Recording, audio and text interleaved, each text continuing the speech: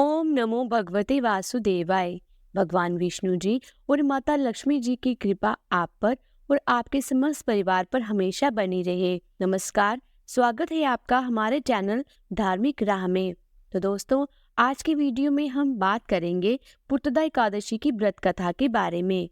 Video को शुरू करने से पहले मैं आपको एक बात बताना चाहूंगी कि अगर आप ये जानना चाहते हैं कि पौष मास की पुत्रदा एकादशी कब है, उसका महत्व क्या है, उसकी पूजा विधि क्या है, उसका शुभ मुहूर्त क्या है, आदि कई सवालों के जवाब अगर आप जानना चाहते हैं तो आप हमारे चैनल में जाकर वह वीडियो जरूर देखिएगा। और अगर वीडियो अच्छी लगे तो उसे लाइक करें। चलो अब बिना देरी किए आज की वीडियो को शुरू करते हैं। देखिए, पुत्रदा एकादशी व्रत करने वाले व्यक्ति को पूजा के बाद श्रावण पुत्रदा एकादशी व्रत की कथा जरूर सुननी चाहिए। ऐसा करने से व्रत पूर्ण होता है और मनोकामनाएं पूर्ण होती हैं।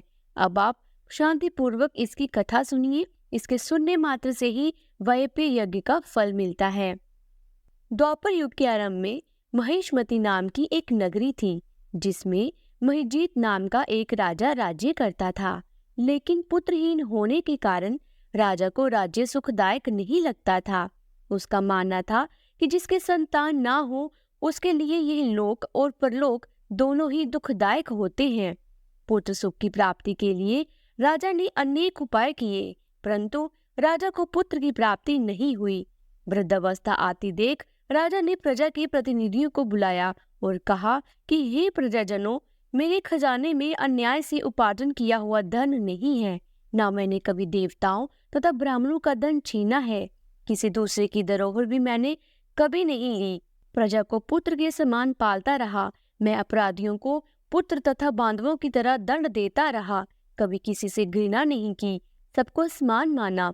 सज्जनों की सदा पूजा करता हूँ।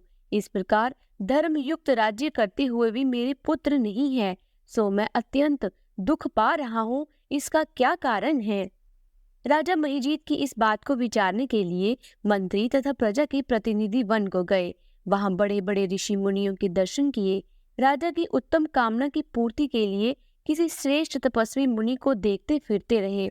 एक आश्रम में उन्होंने एक अत्यंत विवृद्ध धर्म की ज्ञाता, बड़े तपस्वी, परमात्मा में मन लगाए हुए निराहार, जितेंद्रिय, जितात्मा, जित क्रोध, सनातन धर्म से गूढ़ तत्वों को जानने वाले, समस्त शास्त्रों के ज्ञाता महात्मा लोमश मुनि को देखा, जिनका कल्प के व्यतीत होने पर एक रोम गिरता। सबने जाकर ऋषि को प्रणाम किया।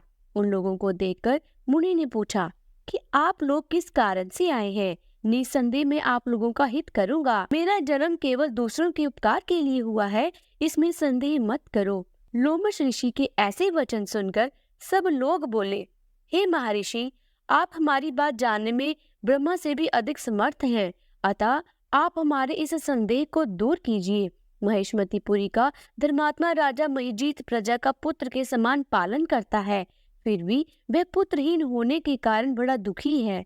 उन लोगों ने आगे कहा कि हम लोग उसकी प्रजा हैं, अतः उसके दुख से हम भी दुखी हैं। आपके दर्शन से हमें पूर्ण विश्वास है कि हमारा ये संकट अवश्य दूर हो जाएगा, क्योंकि महान पुरुषों के दर्शन मात्र से अनेक कष्ट दूर हो जाते हैं। अब आप कृपा करके राजा के पुत्र होने का उपाय बतलाए। ये वार्ता सुनकर ऋषि ने थोड़ी देर के लिए नेत्र बंद किए और राजा के पूर्व जन्म का वृत्तांत जानकर कहने लगे कि ये राजा पूर्व जन्म में एक निर्धन वैश्य था। निर्धन होने के कारण इसने कई बुरे कर्म किए। यह एक गांव से दूसरे गांव व्यापार करने जाया करता था। एक समय ज्येष्ठ मास के शुक्ल पक्ष की द्वादशी के दिन मध्याह्न के समय जबकि वह 2 दिन से भूखा प्यासा था, एक जलाशय पर जल पीने गया। उस स्थान पर एक प्यासी गौ जल पी रही थी। राजा ने उस प्यासी गाय को जल पीते हुए हटा दिया और स्वयं जल पीने लगा। इसलिए राजा को ये दुख सहना पड़ा। एकादशी के दिन भूखा रहने से वह राजा हुआ और प्यासी गौ को जल पीते हुए हटाने के कारण पुत्र वियोग का दुख सहना पड़ रहा है।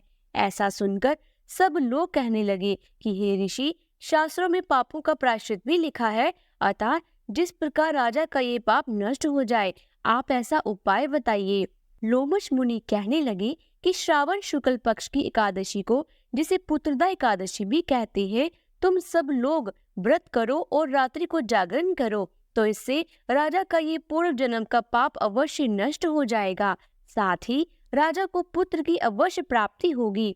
लोमश ऋषि के ऐसे वचन सुनकर मंत्रियों सहित सारी प्रजा नगर को वापस लौट आई और जब श्रावण शुक्ल एकादशी आई तो ऋषि की आज्ञा के अनुसार सबने पुत्रदा एकादशी का व्रत और जागरण किया। इसके पश्चात द्वादशी के दिन इसके पुण्य का फल राजा को दिया गया। उस पुण्य के प्रभाव से रानी ने गर्भ धारण किया और प्रसव काल समाप्त होने पर उसके एक बड़ा तेजस्वी पुत्र उत्पन्न हुआ। इसलिए इस श्रावण शुक्ल एकादशी का नाम पुत्रदा पड़ा। अतः संतान सुख की इच्छा हासिल करने वाले इस व्रत को अवश्य करें। इसके महात्म्य को सुनने से मनुष्य सब पापों से मुक्त हो जाता है और इस लोक में संतान सुख भोगकर परलोक में स्वर्ग को प्राप्त होता है। बोलिए भगवान विष्णु जी की जय, माता लक्ष्मी जी की जय। अगर आपको ये वीडियो अच्छी लगी हो तो इसे लाइक करें और कमेंट बॉक्स में जय श्री हरि विष्णु जरूर लिखिएगा। जल्दी मिलती हूँ एक नई धार्मिक वीडियो के साथ। तब तक के लिए राधे राधे।